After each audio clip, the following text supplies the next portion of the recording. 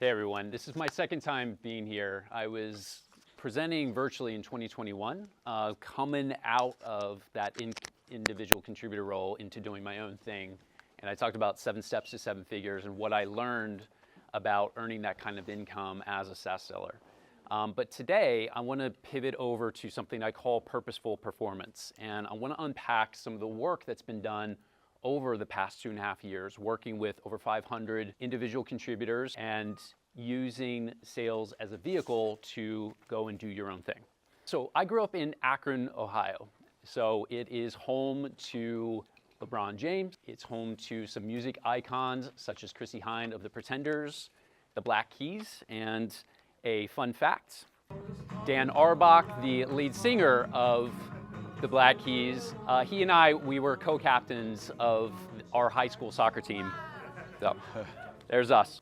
But what you might not know is that Akron is also the rubber capital of the world. So it's home to manufacturing giants like Firestone, Goodyear, and B.F. Goodrich. And I want to share a story about B.F. Goodrich in particular. So a long time ago, way before us, they wanted to branch out and do different use cases other than just shipping out tires. And so they tried to come up with new innovations for the rubber technology, and they set up something called the Posture Foundation. And the Posture Foundation was about creating insoles that stabilize your foot so that you would have better posture.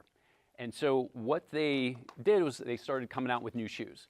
And they came up with a hit shoe called a PF Flyer. So I'm rocking a pair. And they marketed with this slogan, run faster, jump higher. And so they came up with a really creative and aggressive marketing campaign, which led them to be the first brand ever to sponsor a professional athlete, who is Bob Cousy of the Boston Celtics back in 1958. So what's the point of telling you this story?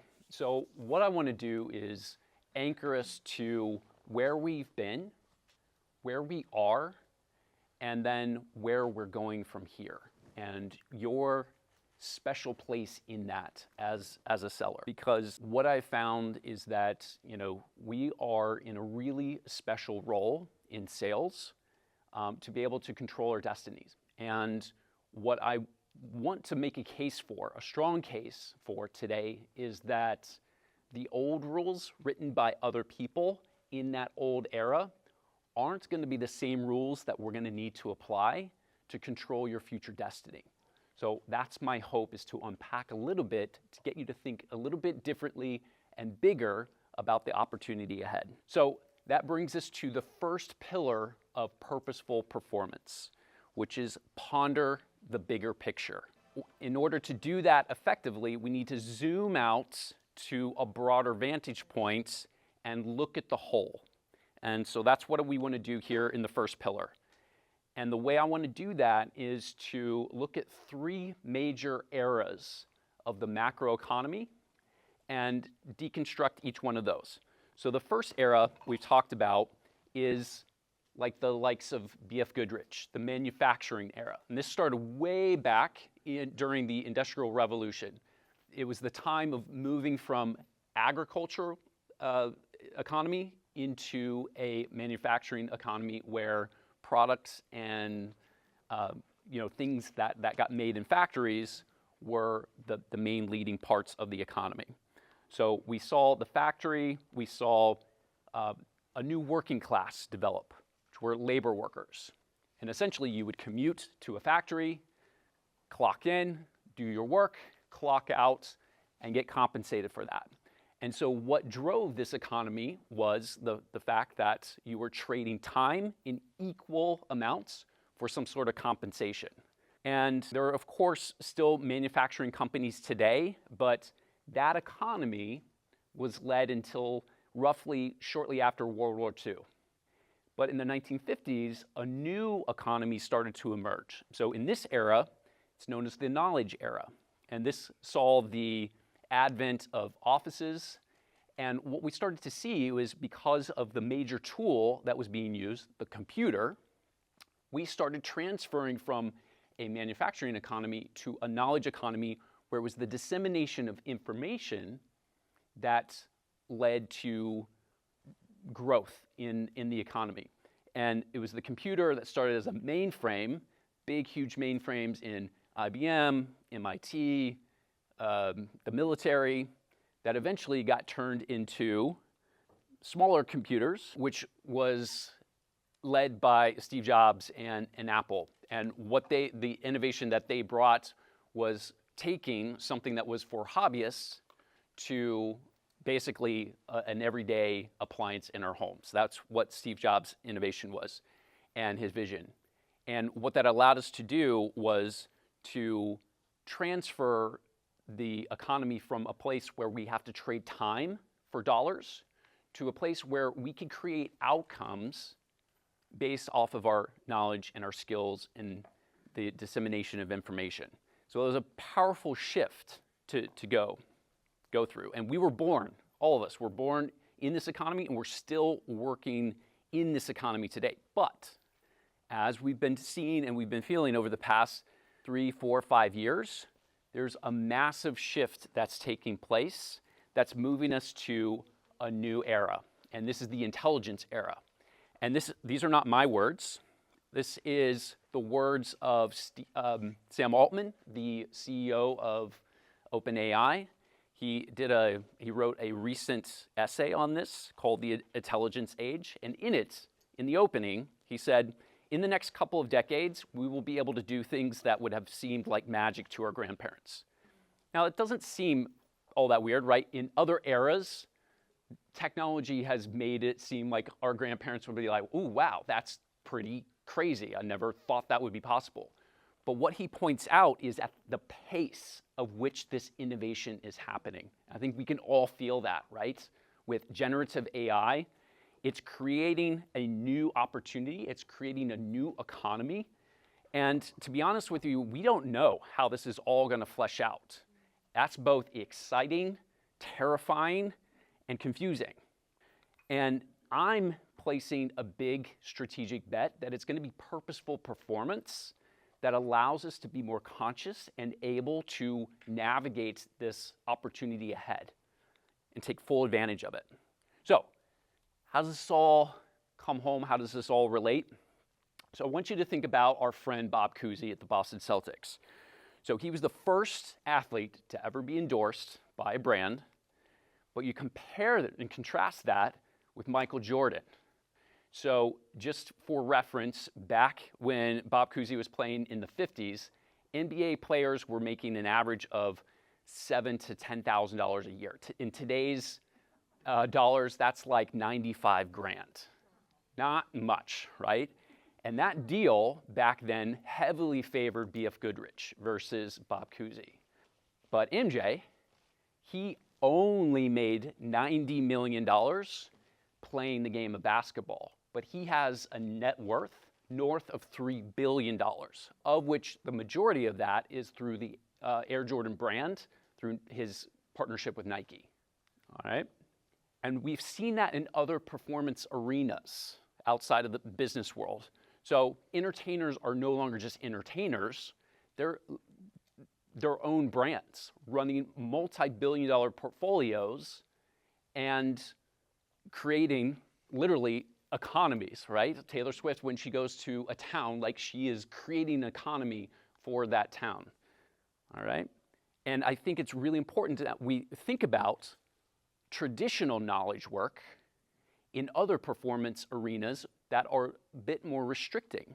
So think about areas like law, finance, medicine, academia, even high-end consulting with the big firms. That is a more linear approach where you go to school and then maybe you get, even more schooling and you get accredited certifications and you put in the time, you put in the work to hopefully become tenured or become a partner at the firm, right? It's a grind, it's a long time. But in sales, we all feel like this. Every single one of our journey is something like this, right? And when I started in sales in 2006, these two guys were like the leading voices when it came to turning their career in sales into some sort of personal brand or personal empire. But fast forward to today, many of these faces one here even in the room. Some have graced the stage floor here. But the point being is the doors are open, right? This is no longer, you don't have to be a Bob Cousy. If you are in sales, my point with all of this is that sales is the right time. It's the best role you could possibly have, right, in the corporate space to start building personal leverage. Start laying the foundation for a personal monopoly. So here's the fact, all right? So again, we're still pillar one. We're zooming out. We're thinking about the big picture. We know where we've come from. We know where we are. And we know this crazy, insane future that's ahead of us that we don't know what's going to come around the corner. But the fact is this. It's like entrepreneurship. In sales, there is no linear path to success. That provides an opportunity for us where we have a chance to use our sales career to design the life of our dreams. But the challenge is there's no guarantee of success. So how do we take more power and control of guaranteeing that success? Well, first we have to define what the goal is. And many of you have probably felt this or desired this or have heard this, but to be able to do what you want, when you want, where you want, with who you want, and I would add, without any financial pressure so you don't feel under stress to pay for your family's future, that's the ultimate goal. Now, I'm open to being wrong to this. Does anybody want to be told what you have to work on, what accounts to pursue? Work with clients that don't fill you with joy? Do you want to be told exactly where you have to work, where you have to live? Do you want to work for an asshole? And do you want to constantly be under stress on thinking about how you're going to pay for life? Does anybody want that?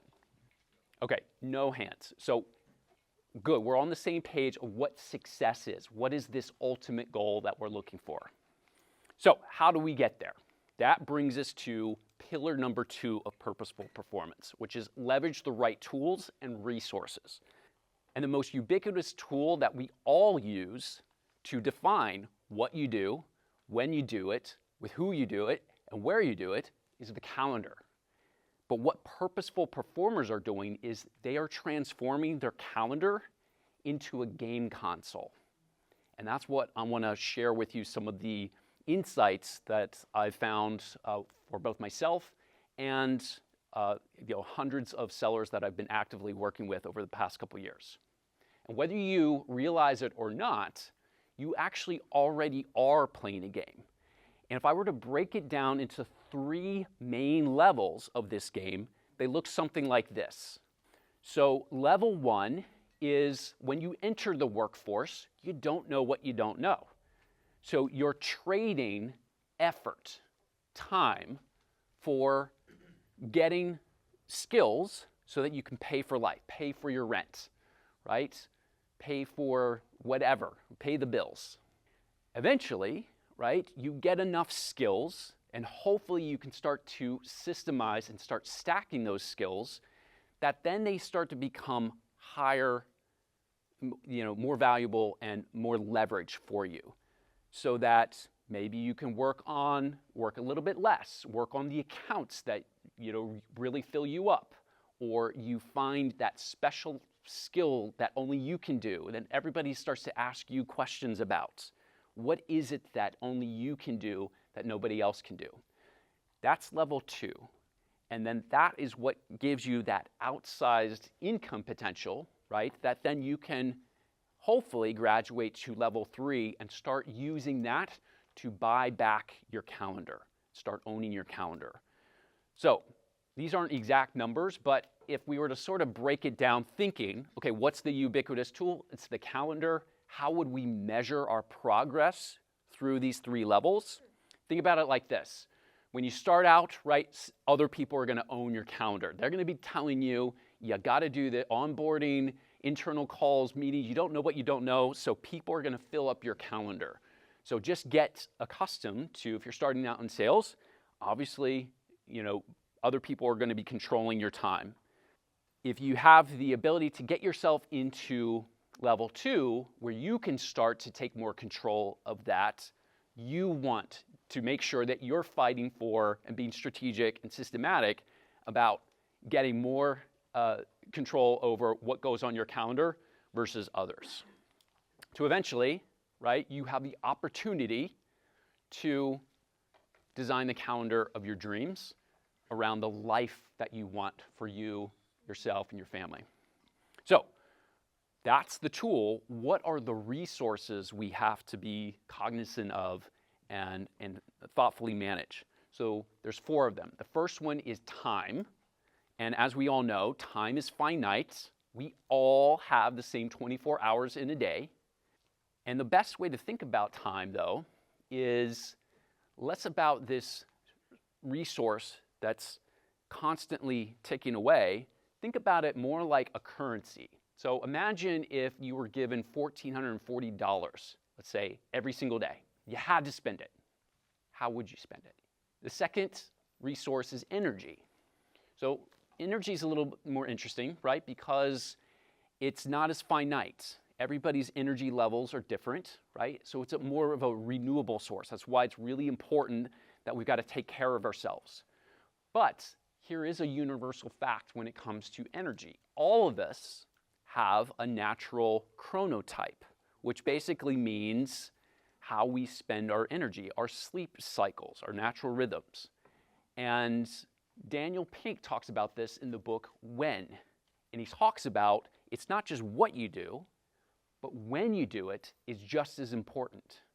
And who's in here an early bird? Maybe you're a part of the 4 a.m., 5 a.m. club, okay? What about any night owls? Anybody get their best creative work done at night, okay? What about somewhere in between? Yeah, okay, that's me too, that's most of us. So, no matter when you do things, right, for you personally, we're all going to experience these 3 things that Dan Pink talks about in the book When.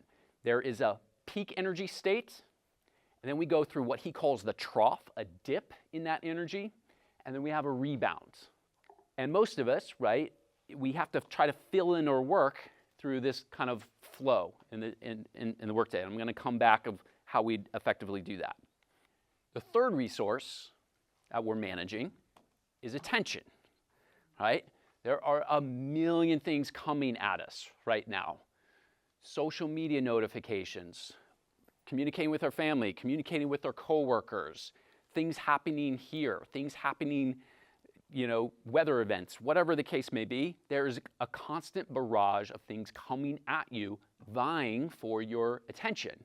And it's easy to get hooked on the dopamine fix, constantly checking your phone, social media, sports scores, games, whatever it is.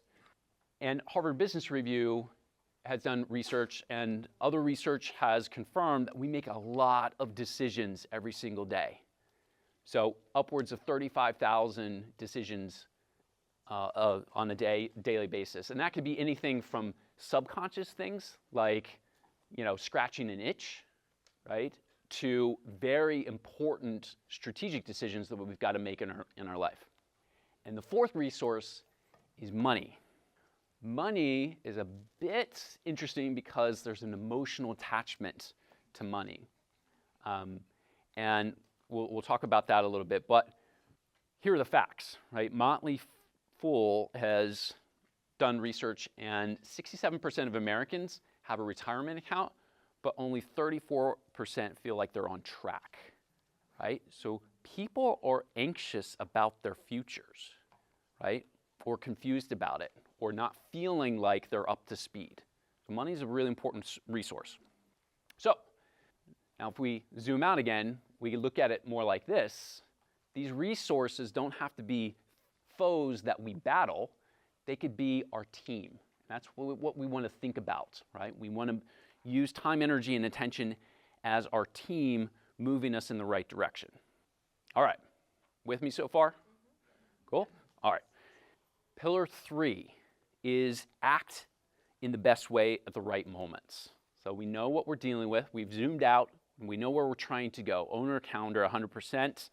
We're dealing with time, energy, and attention. How do we make the most of them in the right moments? So I'm going to break down for each resource my top 3 tips, right? And I'm going to have to breeze through this, right, quickly. but I'm going to give you my top 3 tips and some actionable advice in each of those resources that regardless of what level you're in, everybody can apply these things to be more purposeful with your performance. So the first one is just do a time audit, right? It doesn't have to be overly sophisticated, but the more accurate you can be and less guesswork, the better, right? This is a screenshot of my own time. I use an app called Timular. There's other ones out there that you can find. Toggl, T-O-G-G-L, is another one that can track your time. But the point being, whether you're writing it down off of a spreadsheet you download off the internet or some other sophisticated guided app, the point is know where your time is going. That's going to elevate your conversations with everybody, your partner, your spouse, your manager. Where are you spending your time? So you got to be able to pull that up and understand where it's going. And then once you do that, the next tip is to label your time blocks. And I've got a strategic AE that I've been coaching for a couple of years. His name is Himanshu. And he has a very simple time blocking method in the way he labels things. So feel free to steal this system. This is just a snapshot of what we work through every week so I can understand where he's spending his time. But the main things to call out here is, number 1, he calls it RGA.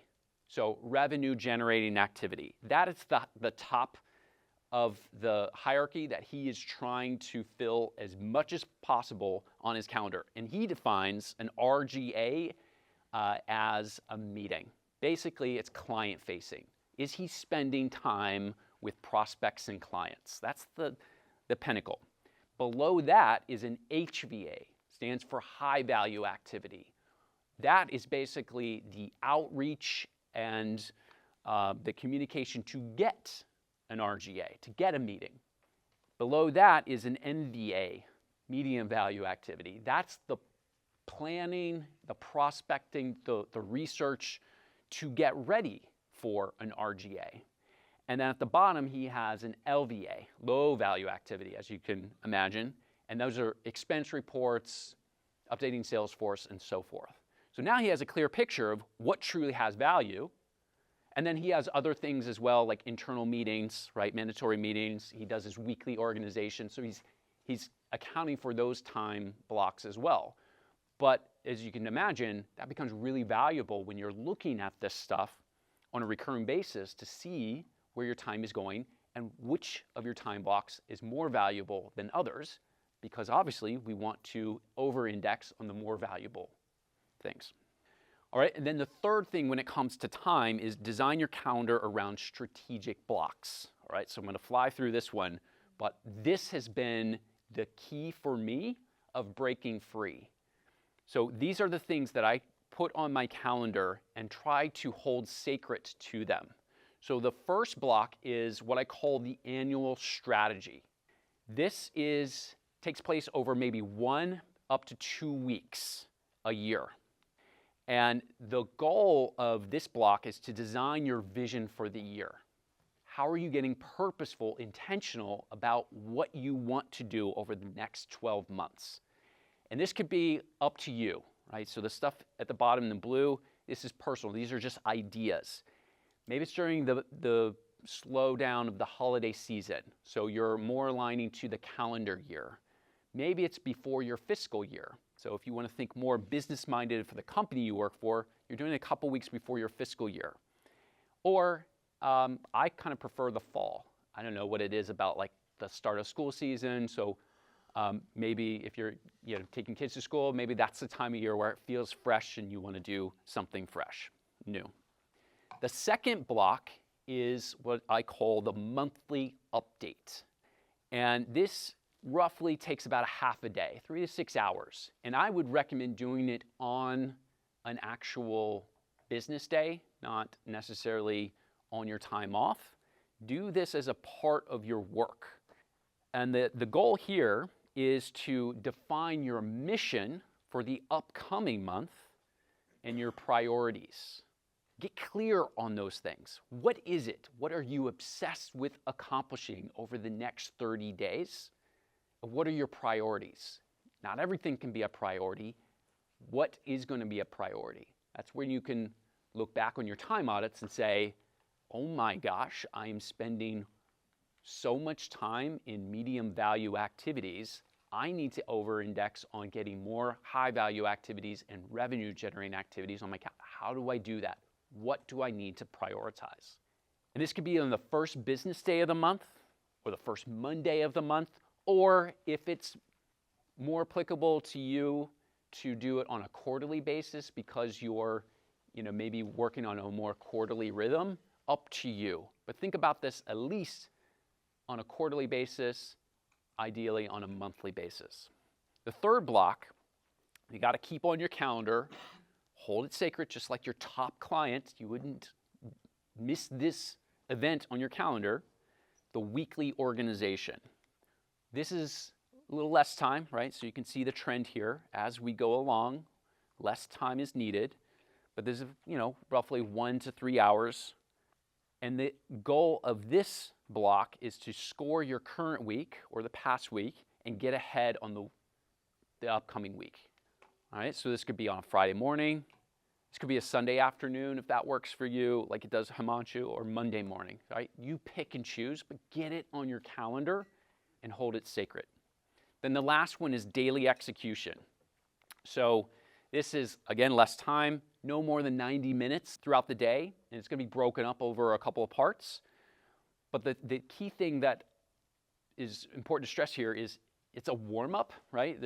You're anchoring a warm-up for the day. No athlete would just go out and sprint as hard as they could or lift the heaviest weight without warming up. What is your warm-up, right? Block it off. That's your startup routine, your warm-up routine. And have a shutdown routine. Same thing, right? They wouldn't just go to the locker room, right? They're going to warm down, cool down, right? Do some flexibility stretching, right? Do the things that help them to be prepared for the next time that they have to go into training or into the workday.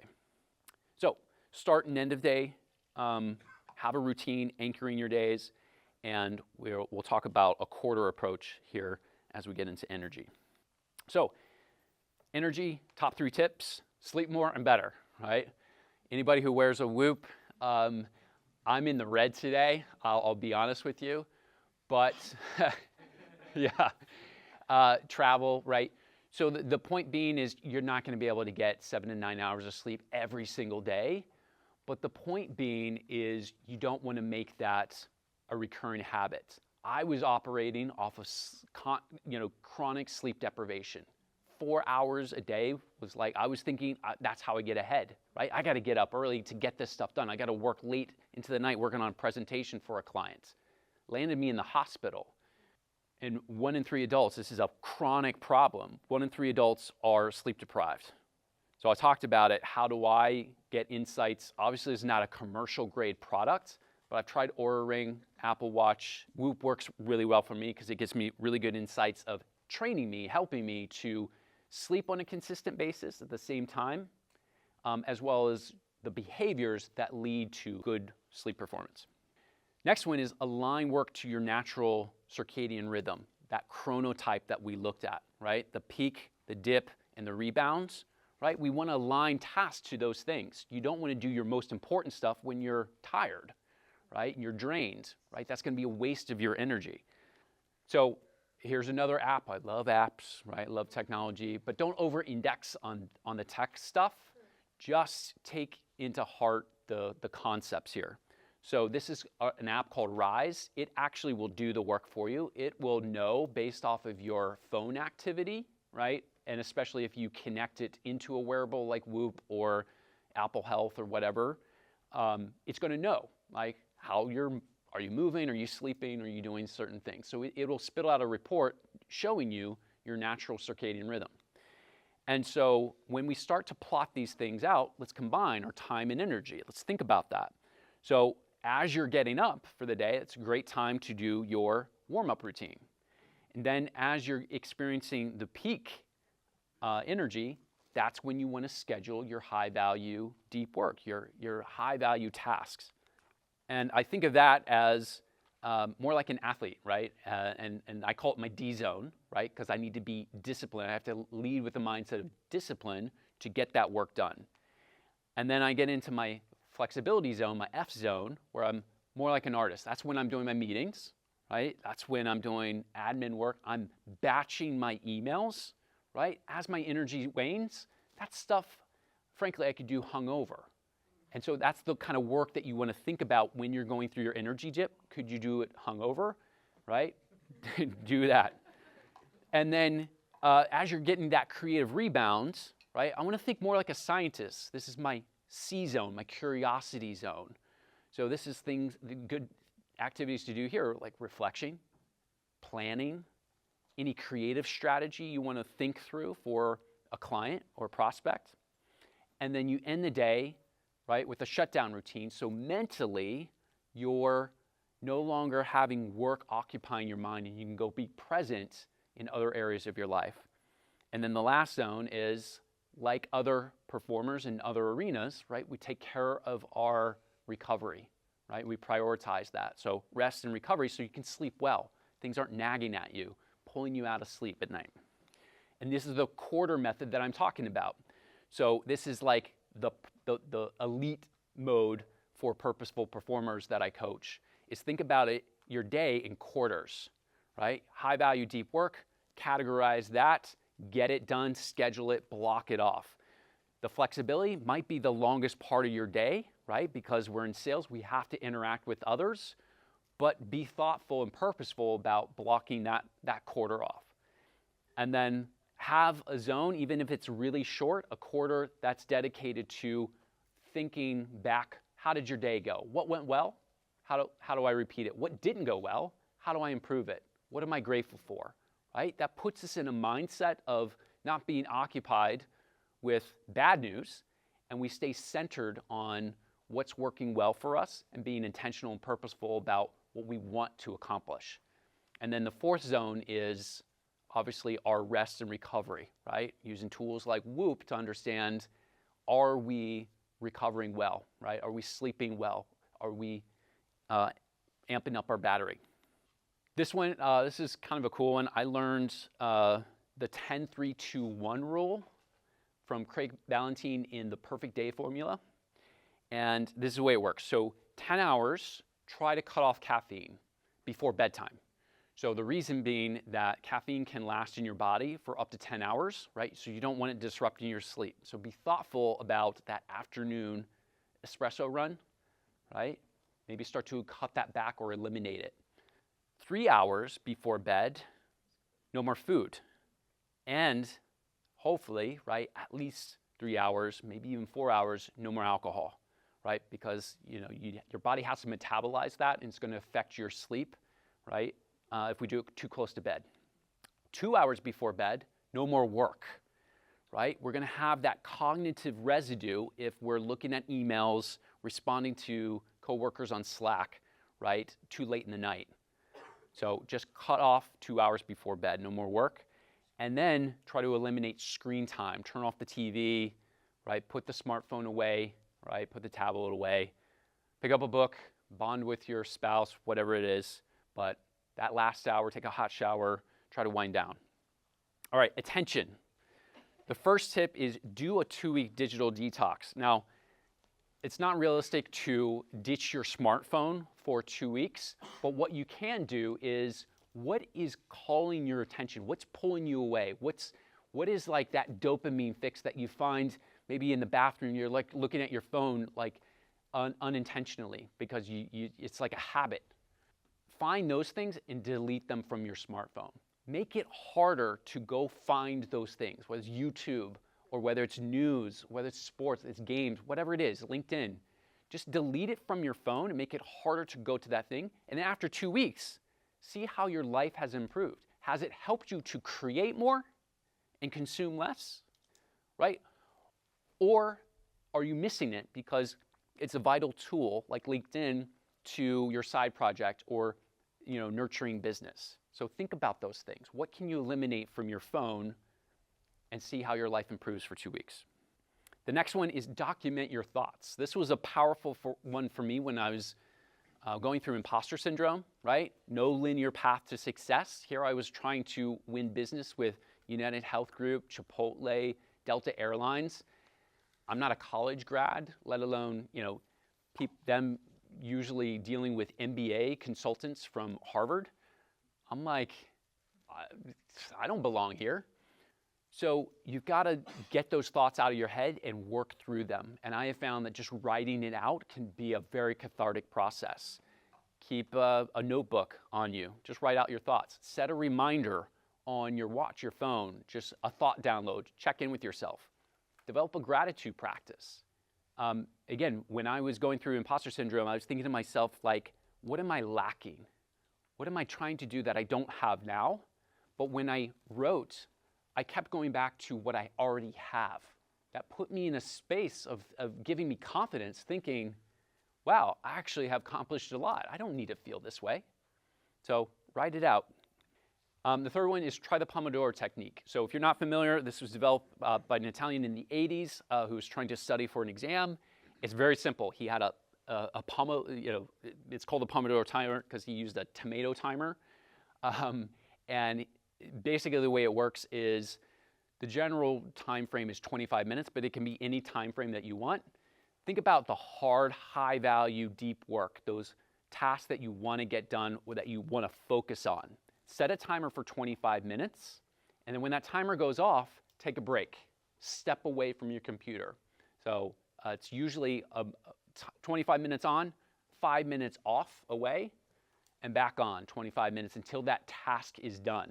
Right? And you try to do it in an undistracted state. You'll get into flow state. You'll actually get more done faster that way than being pulled in a million different directions, right? Where there's attention residue, right? Your CEO pinged you, hey, where are we with that deal, right? You were working on a proposal, then you got to divert your attention, right? You're worried about it and then come back to it. Undistracted, focused, 25 minutes. You'll be amazed at what you can get done 25 minutes at a time. And it forces the brakes, right? So you'll have the energy to come back and do good work. All right, last resource, money. All right, this has been the best one for me. Live off your base salary, especially if you're in a role where it's not fully variable, but you've got a decent level, right? No matter where you are in life, try to make life expenses on that base salary and invest the rest, save the rest. Right? So the trap here that you got to avoid is avoiding lifestyle creep or lifestyle inflation. Right? It's so easy to get caught up with the Joneses, but do you really need the fanciest car in the driveway or the biggest house on the block? Ask yourself, why do you want those things? Usually it's to keep up with other people. You're playing a status game versus an infinite game. Invest in yourself. We're all doing it already, so I don't think this is anything that we need to think hard about, but this is almost like an unlimited budget. Books, courses, coaching from people who have skin in the game, right? Think about that as unlimited funds that you should be investing in and prioritizing over those silly status stuff, right? Of just accumulating stuff. Invest in yourself. You're going to get the highest ROI from that more than anything else. And then get smart about automating your investments and diversifying your income streams. So money makes money, right? And there's a lot of uncertainty out there. Political upheaval, wars, climate change, so much going on, right? So you want to stay ahead of how do I get smart about turning money into more money in case I need to make strategic decisions, right? I need options. So apps like Stash, right, allows you to be in a portfolio and invest in the stock market on an automated basis without feeling like you have to day trade, right? Or Coinbase, right, gets you access to alt currencies, right, in case there's volatility in the US dollar or whatever the case may be. But the point being is follow things you're interested in and passionate about. Maybe start a side project, right? Real estate can give you rental income. Think about diversifying the money that we all have the ability to do that other corporate roles don't have. Marketers aren't in our role, or aren't in our ability to get money from delivering value. So when you get that money, don't squander it. Go and be thoughtful about where it goes. So That brings us to the last pillar, and this will be the fastest part. So pillar 4 of purposeful performance is yield outside results that make a real impact. I'm going to use some of my favorite visuals to bring this home. So this can feel like a grind, like, oh my gosh, I'm doing the same thing and I'm not seeing any results. This is pointless. Keep going, right? The best is yet to come. You might feel like you're having the worst day ever, but a bad day doesn't mean a bad life. Zoom out and think about the bigger picture. I love this quote, right, from Harry Truman. There is some risk involved in action, but there's far more risk in failure to act. You're going to have to take a leap of faith and take some risks, right? But that's worth it. Because when you start out as a purposeful performer, right, you change your immediate world. Then what you'll find is something fascinating happening. Others around you get better. And they're going to be curious about, what are you doing? How do you do it? And in my experience, that can even bubble up to the company level, right? People start to look at you to be the beacon for everybody else. To eventually, and my hope is, we're participating in the purposeful economy, where you're changing your universe, right? Because you changed yourself. So let's recap, right? I'm getting the lights. I'm almost done, Scott. Purposeful performance, what is it? The definition is intentionally transforming your time, energy, attention, and money into valuable assets to yield the life you want. 4 pillars. Ponder the bigger picture. Leverage the right tools and resources. Act in the best way at the right moments. Yield outsized results that make a real impact. So you can see that sets up for a nice framework here. Play, right? And we know playing is a lot better than work. So we've defined what play is. So let's define what work is, and let's get it out of our lives. You wrestle with the small stuff. You're overwhelmed by everything. You constantly react as a victim, and then you eventually get knocked out by burnout, right? Not a good place. Purposeful performance. Let's play. Let's treat this like a real game. So as you can imagine, there's a lot to unpack in a journey like this. So if you are interested, you can scan this QR code. It's just going to take you to my website, brandonfluharty.com, so you can visit that later. I just launched it this morning, so there's some cool new things there that you can check out. And I want to take a selfie with everybody. So everybody just wave. Awesome. All right. Thank you. Thanks, Brandon.